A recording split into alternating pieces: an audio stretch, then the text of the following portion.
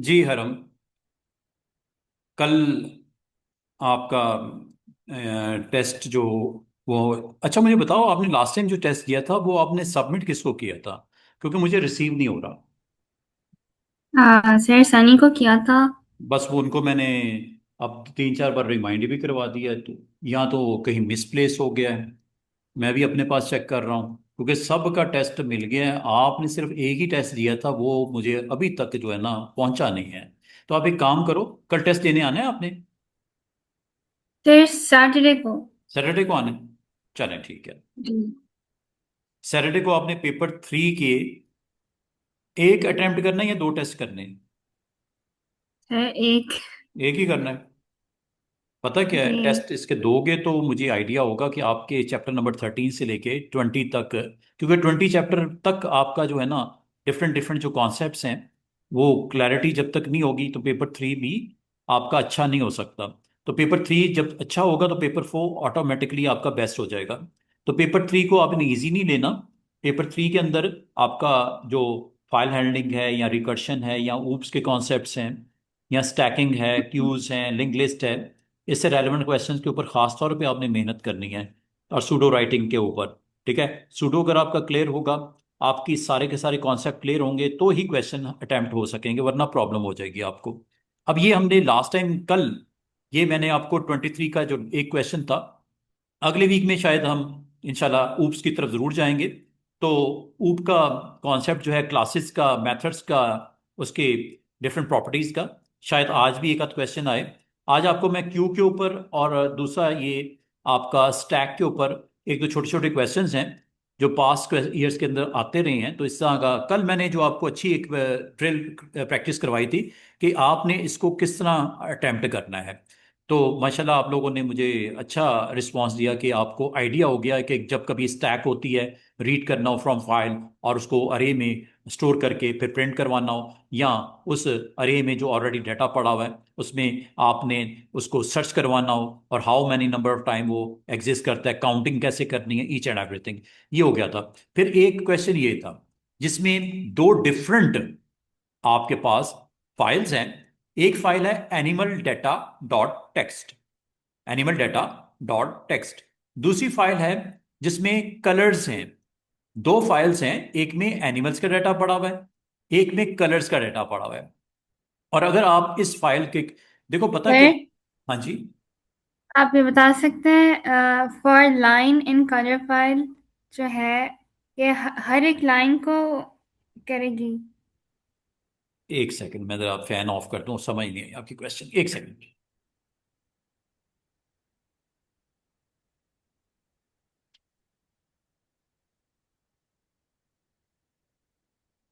हाँ जी, आप बताओ।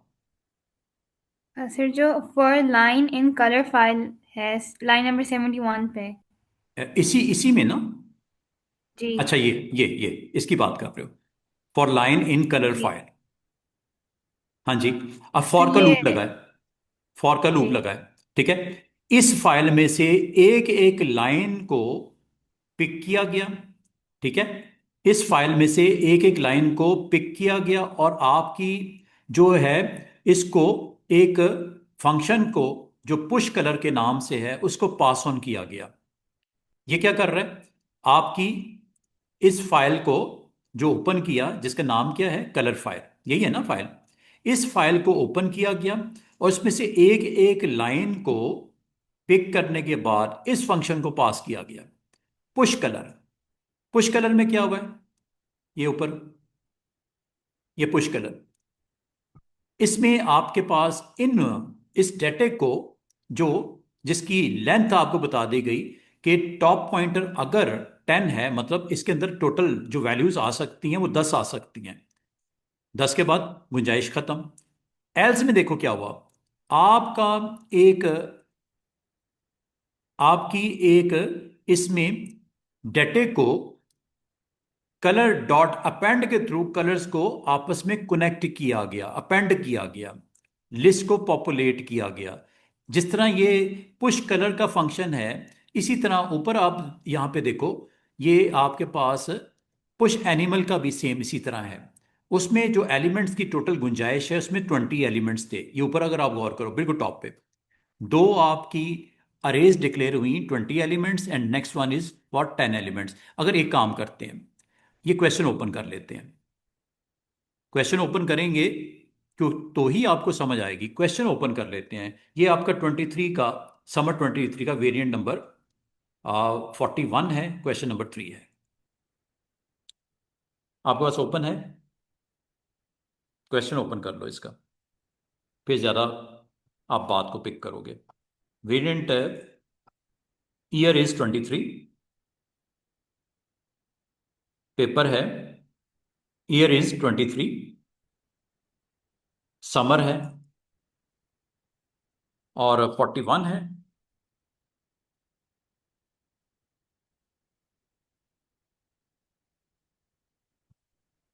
Question number 3,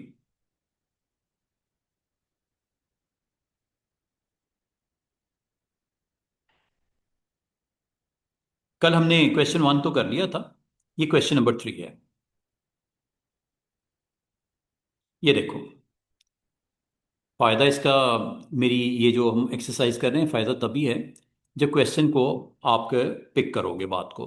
A program implement to stack using 1D array. One stack stored the names of colors, other stores the name of animals. The program contains the following global variables: 1D array animal, which contain 20 elements, 1D array color contain 10 colors. अब आपके दो pointers इसमें होंगे और इसकी values को आपने initialise कर देना विद 0। ये आपका पार्ट ए कंप्लीट हो जाएगा। पार्ट ए ये इसी तरह है जिस तरह कल हमने किया था क्वेश्चन, उसी तरह का ये क्वेश्चन भी है। ठीक है, तो आपने जो अरे दो लेनी है और इन दो अरेज को आपने पॉपुलेट करना है, इनिशलाइज करना है लाइक दिस। ये इतना हिस्सा अगर आप कर लेते हो, ये पार्ट ए है। कमेंट जरूर डाल देना, animal contain 20 element, colour contain 10 element, two globals pointers are there, both pointer are initialise with 0। That's it. अब आप इसके पार्ट 2 पे आ जाओ। इस तरह आपने क्वेश्चन को अटेम्प्ट करना है और ये आपने ना खुद से मैन्युअली अटेम्प्ट करना है। एक तो है ना कोड लिखा हुआ है, कोड को नहीं देखना, आपने क्वेश्चन को देख के अटेम्प्ट करना है। और जी इसी जी। तरह के क्वेश्चंस आपके इंशाल्लाह 2026 में मई जून में भी आएंगे। आपको कह दिया जाएगा ग्लोबल अरेज हैं, ये साइजेस हैं, ये दो पॉइंटर्स हैं जो कि आपका पॉइंट करेंगे next free place in the अरे। ये पॉइंट करेगा नेक्स्ट फ्री। और अगर आपकी अच्छी थ्योरी हो, थ्रेटिकली आपकी अप्रोच अच्छी है, चैप्टर नंबर 10, 19 आता है, तो ये आपको पता है पॉइंटर्स क्या करते हैं, बेस पॉइंटर क्या होता है और टॉप पॉइंटर क्या होता है। टॉप पॉइंटर एक्चुअली नॉमिनेट करता है आपके, पॉइंट करता है next free space in the अरे, और स्टार्टिंग में उसको इनिशियलाइज कर दिया विद 0। और आपने ये कोड लिखना है where you need to declare both arrays and variable. Part number P, B का part number 1, study the pseudocode function.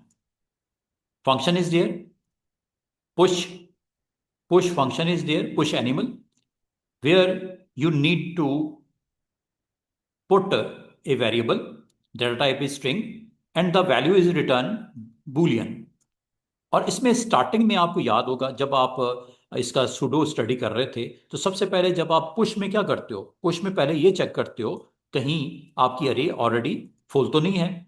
Full होने के लिए टॉप पॉइंटर की वैल्यू 20 पे होगी, तो इसका मीन इट मीन्स फुल है। तो ये आपको फर्दर पुश करने की परमिशन नहीं है।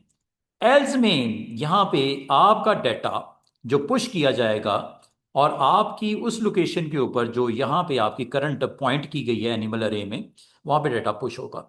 और ये जब पुश होगा तो आपको पता है टॉप पॉइंटर की वैल्यू में +1 होता जाएगा। इस तरह आपकी टोटल 20 एलिमेंट आपके जो है अरे एनिमल में आ जाएंगे। 20 से ज्यादा अलाउड नहीं है, वो टॉप पे यहाँ पे इसको यहाँ पे कंडीशन वाइज चेक कर लिया गया। तो एनिमल की जो आपकी है जो अरे है, वो उसमें पुश फंक्शन के थ्रू आपके डेटे को उसमें जो है वो पॉपुलेट कर दिया गया और ये आपका टोटल एक्शन कंप्लीट हो गया। You need to do what, write program code for the function push animal. तो आपने इस फंक्शन को पुश एनिमल के फंक्शन का कोड राइट डाउन करना है, जैसे ये हुआ है। पुश एनिमल इज देयर, ठीक है। अब इसको आपने पाइथन लैंग्वेज में किस तरह इसको स्टार्ट करना है। You need to define push animal, or data to push is a value which is given, and two, again, global pointers are there. If value is 20, then do nothing. Your already animal जो अरे है is populated. Otherwise क्या करना है, you need to append. Append क्या करता है, अरे के अंदर डाटा एक एक करके डालना शुरू कर देता है, फ्रॉम 0 to 20 तक, फ्रॉम 0 to 20 तक 20 एलिमेंट इस तरह। और हर एलिमेंट को जब पॉपुलेट किया जाएगा, अपेंड किया जाएगा, ऐड किया जाएगा, ये ऐड हो रहा है ना, ये आपका ऐड का ऑपरेशन हो रहा है। पुश क्या करता है, हमेशा याद रखना, आपकी जो स्ट्रक्चर है, जो आपका जो स्टैक है, उसमें पॉपुलेट करने के लिए आप पुश यूज करते हो। पुश की यही होंगी ना, ये अगर आप गौर करो तो आपका जो सुडो जिस दिन आपने किया था वहां पे भी ऐड का ऑपरेशन का इक्विवेलेंट पाइथन में कोड ये है। और जिस तरह ये आपने इसको किया है पुश, तो लाजमत है आपने इसके पैरेलल एक पॉप का भी बनाना पड़ेगा, लेकिन according to given instruction. Instruction अगली क्या है, इसके भी 3 नंबर हैं जितना मैंने आपको बताया है। इसको आपने सबसे पहले यहाँ पे अकॉर्डिंग टू गिवन सिचुएशन, जो गिवन इंफॉर्मेशन है, इसके अकॉर्डिंगली आपने इसको पाइथन में कोड लिखना है। हरम, आप पाइथन के स्टूडेंट हो, आपने पाइथन में लिखना है। जो जावा के हैं इसको जावा में लिखेंगे, जो वीबी के होंगे वीबी में लिखेंगे। तो आपने इसको अकॉर्डिंग टू पाइथन इसको स्टडी करने के बाद सुडो को, pseudo is given, it will help you how to write code in Python. ये पुश का आपने कोड स्टडी करने के बाद इसको राइट कर देना है कोड इसका। ये देखो ना, आपके लिए हेल्प हो गई ना, हिंट मिल गई कि नहीं मिली। इसके मुताबिक आपने अपना ये इसको डिफाइन करना है, मतलब जो वीबी के होंगे वीबी में कर लेंगे, आप पाइथन किया तो पाइथन में इसको कोड को ट्रांसलेट कर लो, वेरी इजी। नेक्स्ट 3 नंबर मिल जाएंगे। नेक्स्ट आपको कहा कि जिस तरह पुश का फंक्शन आपका ऐड करने के लिए होता है, पॉप का फंक्शन रिमूव करने के लिए होता है फ्रॉम योर स्टैक। तो आपका जो स्टैक है, जो एनिमल वाला है, अब आपको ये कहा गया कि आपको एक सूडो कोड स्टडी करने के लिए कहा जा रहा है, और ये क्या करेगा, आपके एक एक एलिमेंट को पॉप करेगा और उसको लिस्ट में से डिलीट कर देगा। स्टैकिंग में जो डाटा पड़ा हुआ है इसको डिलीट करने के लिए, तो ये रिटर्न क्या करेगा, जो आपका एलिमेंट निकल रहा है वो रिटर्न करेगा। अब सबसे पहले ये आपका वो वेरिएबल है जिसके अंदर वैल्यूज आपकी पॉप करने से आनी है। और लाजमी बात है, सबसे पहले आपको क्या चेक करना पड़ता है, आपको सूडो में भी बताया गया, सबसे पहले आपने ये चेक करना है कहीं एनिमल टॉप पॉइंटर की वैल्यू 0 तो नहीं है।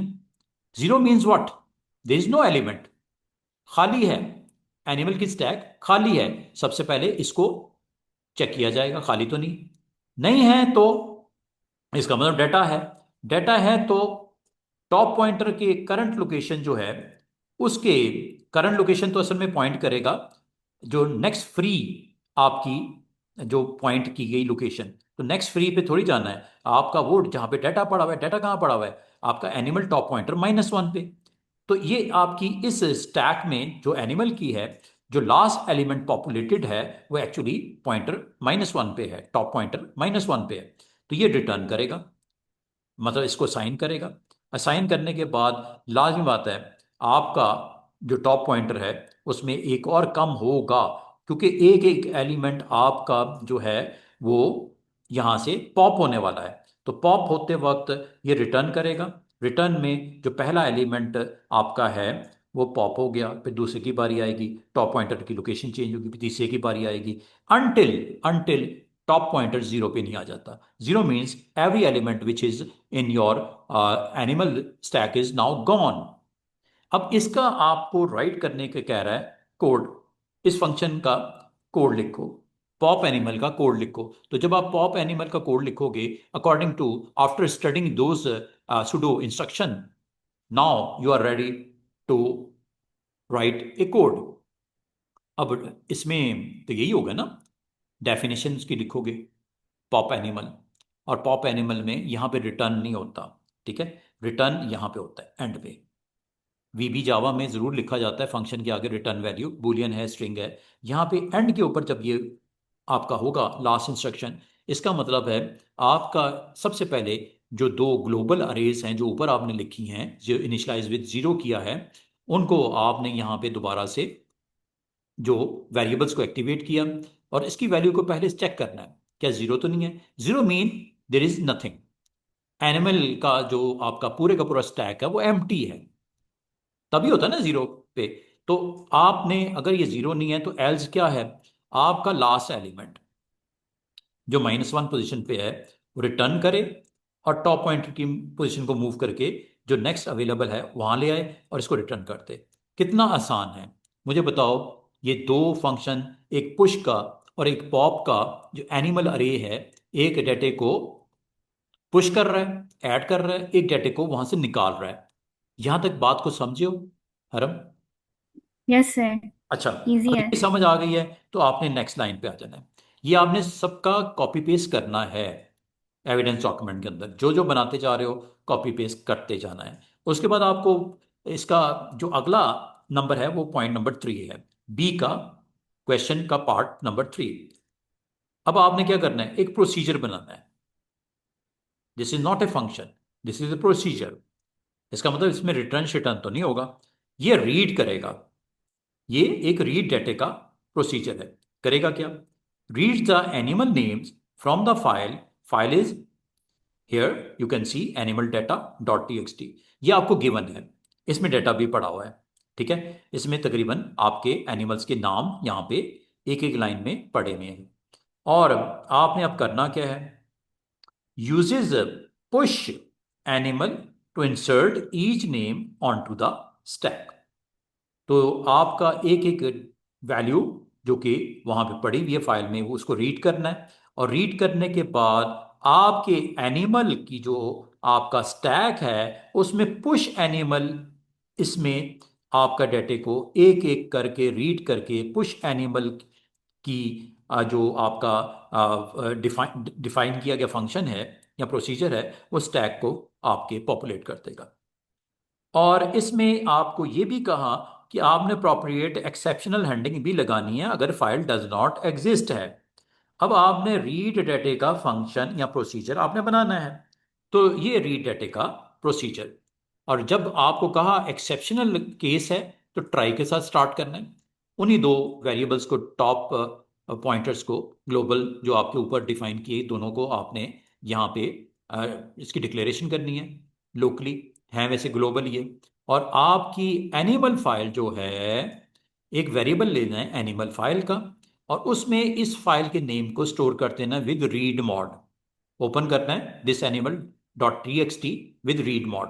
आपका जब ये रीड मॉड में ओपन होगा तो ये एनिमल फाइल को ये लिखा हुआ है, for line is another variable, ठीक है, which contain one by one line from this file animal data dot T x T. तो ये एक एक डेटे को लाइन बाय लाइन पिक करेगा और इसको इस फंक्शन के थ्रू स्टैक एनिमल के अंदर प्लेस कर देगा। स्टैक जो एनिमल का है उसमें उस डेटे को, जो animal dot T x T में पड़ा हुआ है लाइक दिस वन, ये आपकी स्टैक के अंदर ये पूरी लिस्ट पॉपुलेट हो जाएगी। लाइन का मतलब है इसको रीड करे इसको प्लेस कर दे, फिर इसको रीड करे इसको प्लेस कर दे, फिर इसको रीड करे इसको प्लेस कर दे, इसको रीड करे इसको प्लेस कर दे, और अल्टीमेटली इसको रीड करके वो डेटे को पुश करेगा और एनिमल जो स्टैक है जो टॉप पे आपने लिखी हुई है उसमें जाके रखाएगा। ये हो गया यहां तक। और ये सिलसिला कब तक चलता रहेगा, जब तक लास्ट आपका एनिमल पिक नहीं होता इस फाइल से जो ओपन हुई है रीड मोड में, और इस फंक्शन से इसको पुश एनिमल के फंक्शन को कॉल किया गया। और ये जब पूरा प्रोसेस कंप्लीट हो जाएगा, now it's time to close. और ये आपका वो केस है अगर फाइल मिसप्लेस हो जाए या नहीं है, फाइल एग्जिस्ट ही नहीं करती, तो आपको यहां पे कहा गया कि इसको एक्सेप्शन को हैंडल करने का भी कोड लिखो। तो आपने लिख दिया, यहां तक हो गया कंप्लीट। इसका मतलब है आप अगर गौर करो तो यहां तक आपको जो गिवन इंस्ट्रक्शंस हैं अकॉर्डिंग टू दिस, ये आपने काम कर दिया है। यहां तक समझ आई है? Read yes data. सर, आगे। Read data. फिर अगला काम क्या करना है आपको? पहले पुश एनिमल किया था, अब आपको एक फंक्शन लिखने के कह रहा है, push colour. Perform the same action as push animal, but this time you need to insert items, जो कलर्स हैं इस फाइल में, जिसको ओपन किया जाएगा और उसके अंदर पॉपुलेट किया जाएगा।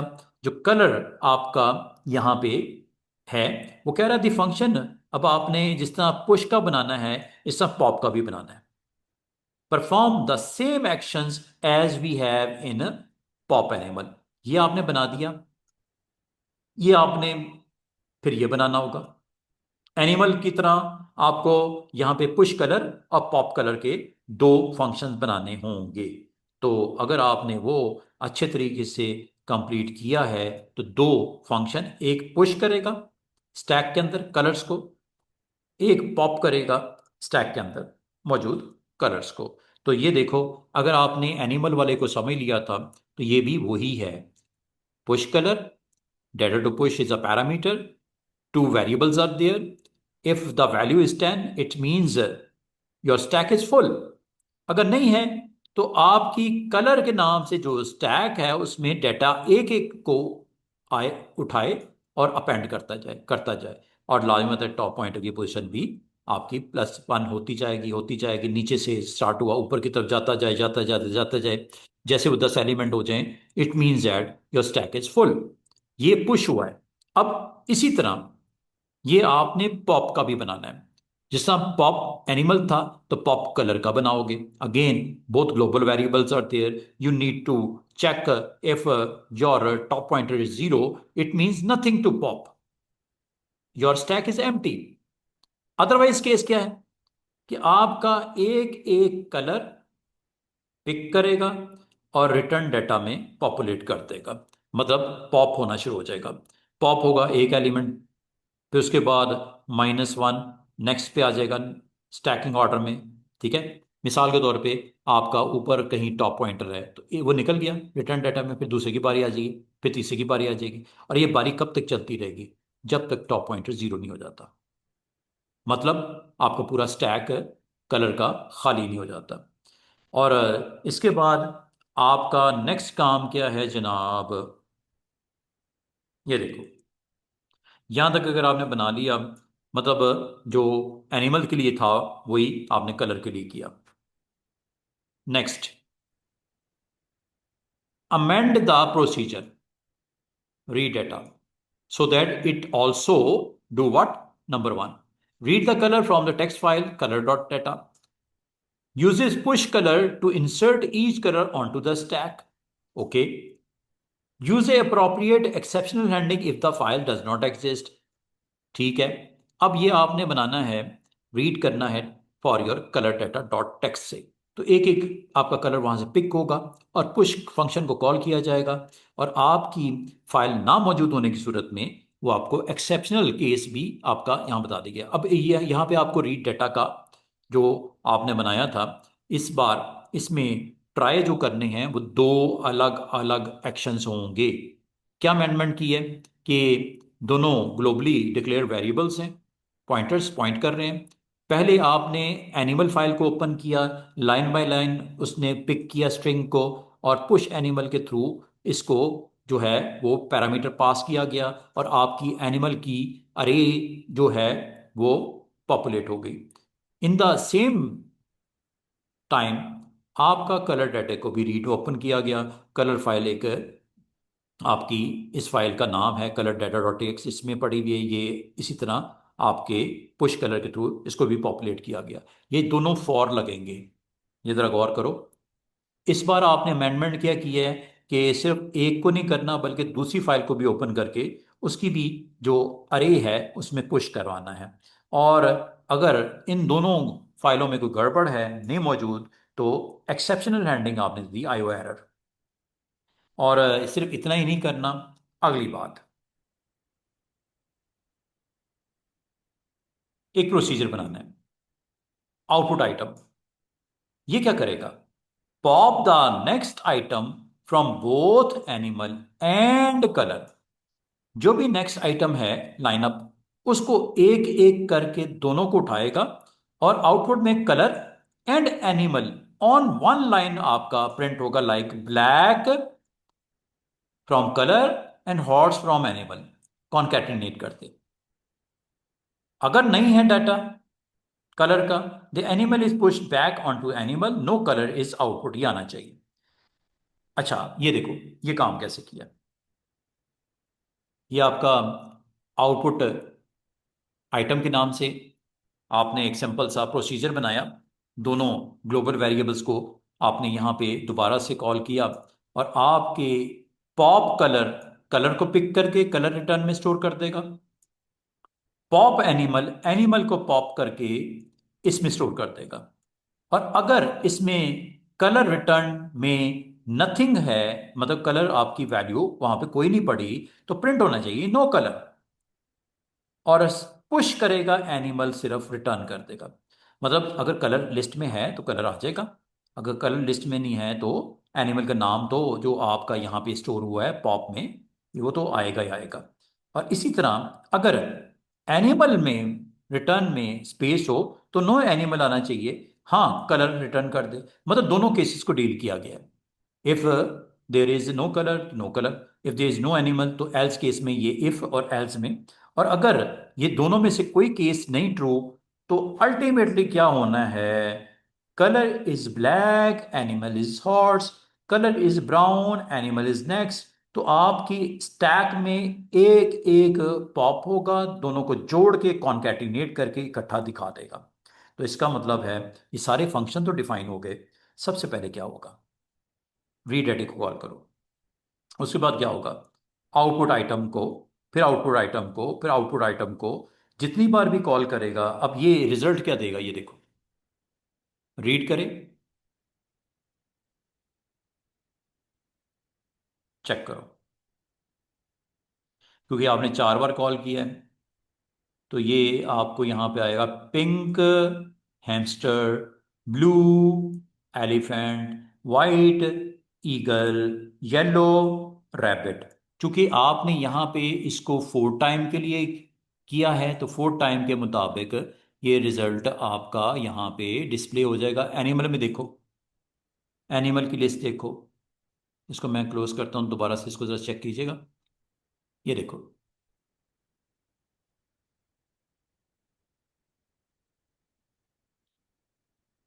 ये अगर आप गौर करो स्टैक में, ठीक है, क्या रिजल्ट्स आए हैं आपके। स्टैकिंग ऑर्डर में देखो, ये हैमस्टर है, एलिफेंट है, ईगल है और रैबिट है। ठीक है, हैमस्टर है, एलिफेंट है, ईगल है, रैबिट है। और कलर में भी देखो,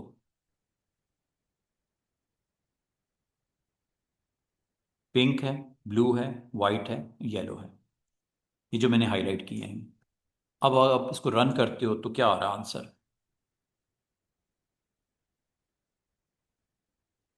सॉरी,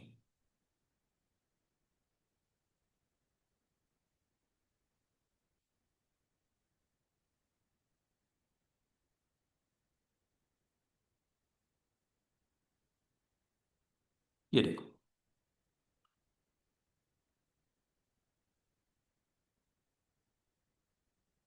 ये देख रहे हो,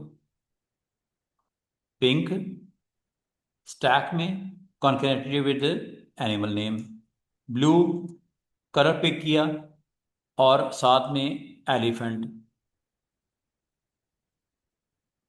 तो इसका मतलब दो स्टैक्स जो अलग अलग पड़े हुए हैं, तो आपके वन बाय वन वो लिस्ट में से पिक कर रहा है। और 4 दफा की अगर मैं इसमें और डाल देता हूं, चलें आपको थोड़ा सा इसमें और करते हैं, ये देखो।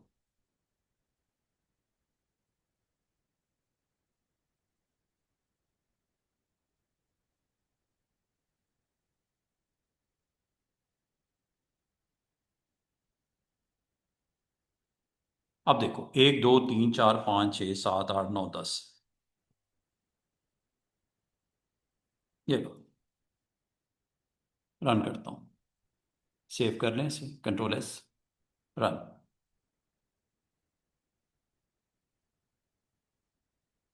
ये देख रहे हो,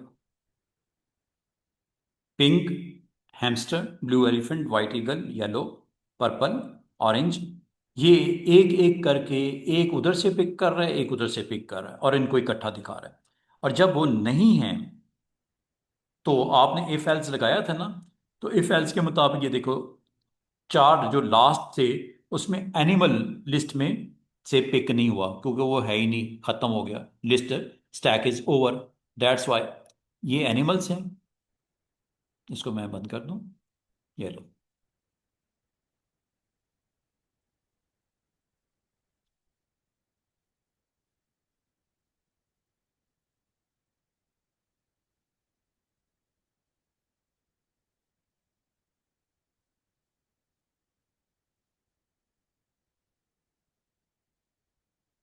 ये एनिमल्स थे, एक दो तीन चार पाँच छः सात आठ। और ये कलर्स थे,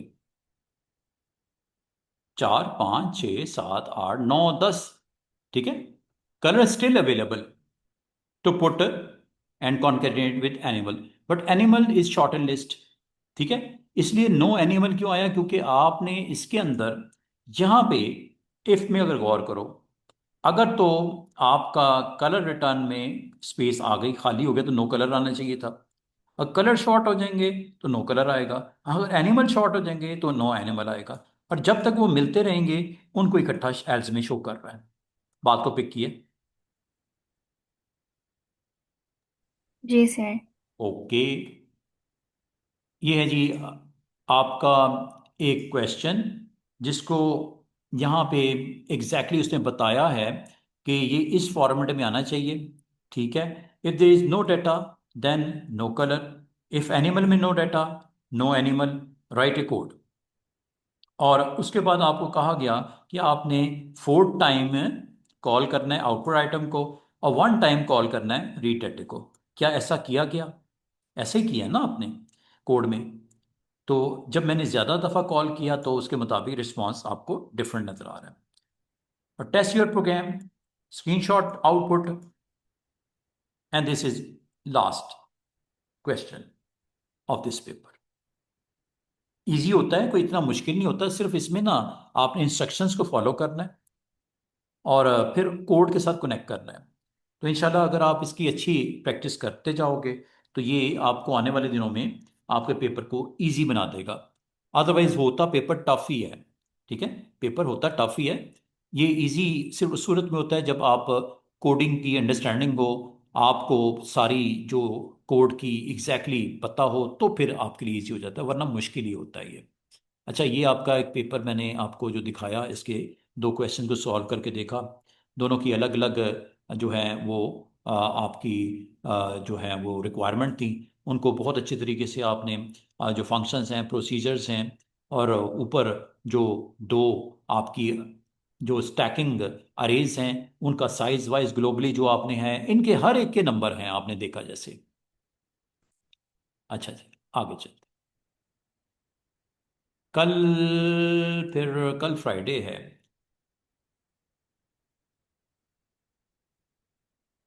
अच्छा, ये देखो, वैसे मैंने अगला जो आपको कॉन्सेप्ट क्लियर करना है, वो क्यूज का करना है। एंटर करना क्यू कोड, डिलीट करना क्यू में से। ये ऑलरेडी हमने, ये क्वेश्चन बी 42 का वेरिएंट जो है उसमें हमने इसको कर लिया था, अरे सॉर्टिंग एंड असेंडिंग और डिसेंडिंग। ये सिर्फ देख लो, फिर मैं क्लोज करता हूँ। ये सिंपल सा क्वेश्चन है। अगर आप समर 23 का ओपन करो, क्वेश्चन नंबर 1।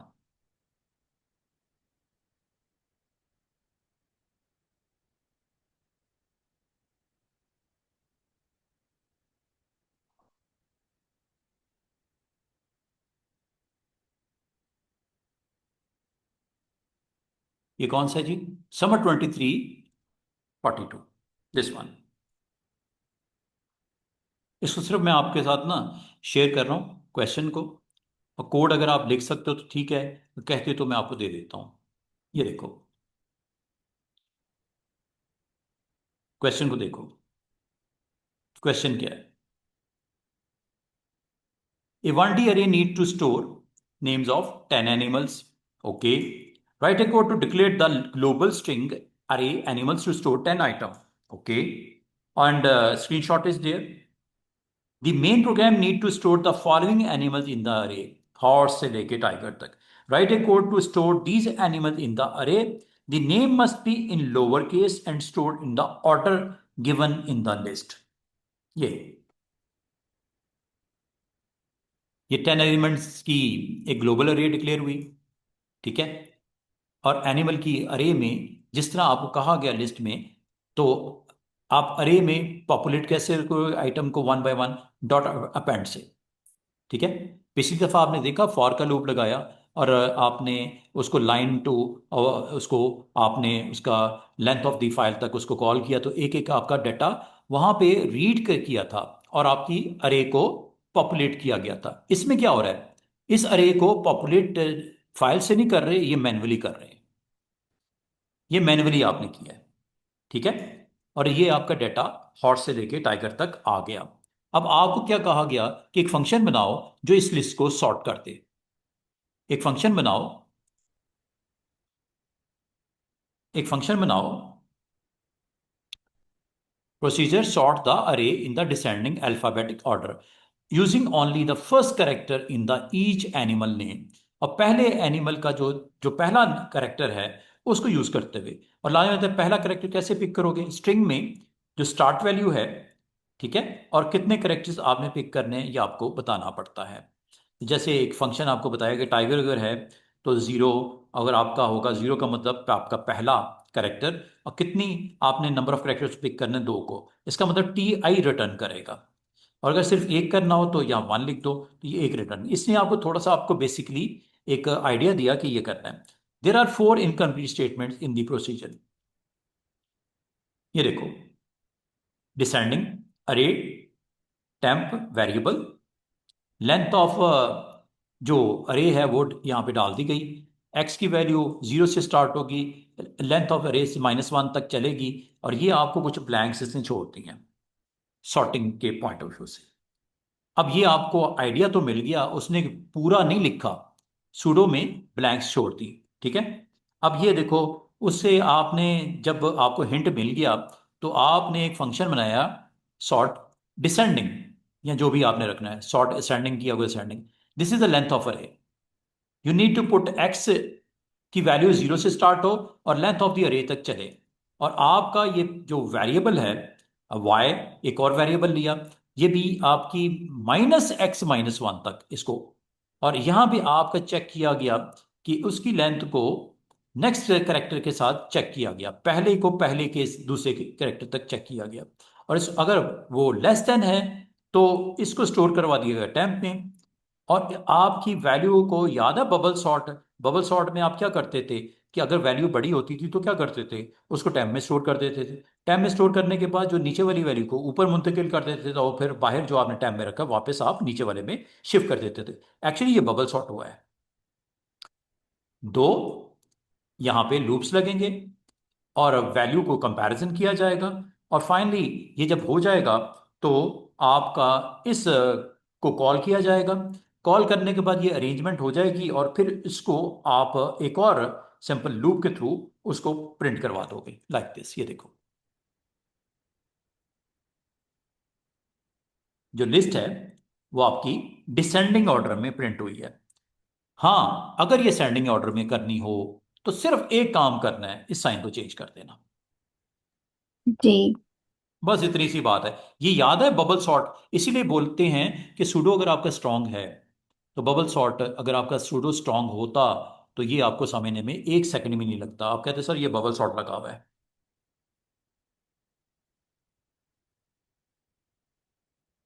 ये सेंडिंग में आ गया, वेरी इजी। ये एक और क्वेश्चन है, इसको आप ज़रूर देख लेना। मैं आने वाले दिनों में ना इसमें से जो क्यूज वाला पोर्शन है वो देख लेंगे।